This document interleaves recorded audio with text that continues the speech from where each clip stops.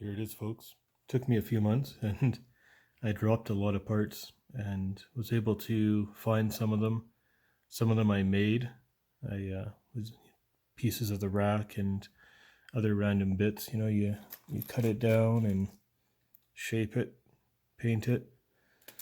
Yeah, a lot of issues on this one, and it's not quite historically accurate. Being it was a 5-in-1 kit, there's a lot of extra parts which will be good for making some scenery, like these mine rollers, snorkel kit. Grab all those. Yeah, there's a snorkel kit for extra parts. Just a few other things I'd put together, right? I think it was the 105 millimeter barrel. This, of course, is the standard one that's been used since the M1A2 Anyhow, this should be probably the Rheinmetall 120 millimeter, I believe. Okay, and then this is actually kind of neat. One of the engineering variants, the M1 Panther 2, instead of having a turret on top, has this command structure on top, where you'd have a machine gun up here and so on. I decided to go with the plow style, the rakes as I've been calling them. And one of the first things that should stand out to everybody is the triple 50 cal that I put on here. That is not accurate at all, but hey, if it comes with 350 cals, why not, right? The commander can turn people inside out then. All the extra armor I added on, a lot of that has been replaced nowadays with reactive armor. You know, very rarely do you see an excessive amount of track laid up on top of a tank, maybe just a few pieces, just so they have, you know, like maybe something like this and a road wheel, and that's about it. But yeah, it was pretty cool. It makes it look badass having the extra armor on it.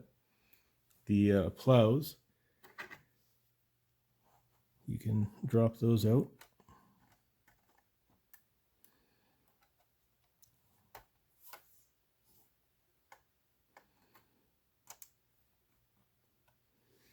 But I think it looks better with them up like that. Also, when you're building it, you have the option to have these folded, but I think it looks actually pretty cool like that. But yeah, that's the tank. And there was a lot of parts that I had made or repaired.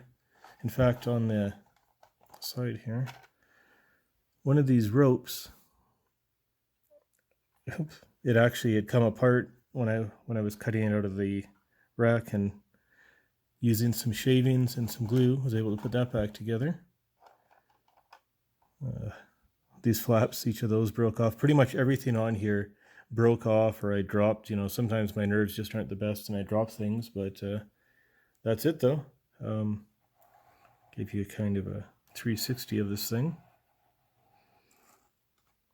And very minimal cost here, right? Like a can of spray paint, some khaki colored matte spray paint, the flat tan and flat black model paint that I'd got with the Bradley set.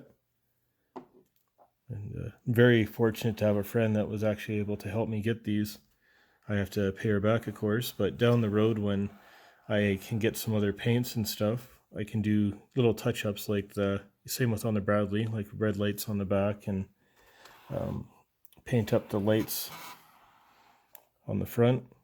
Oh, and here's another one, is I lost the couple of the inserts.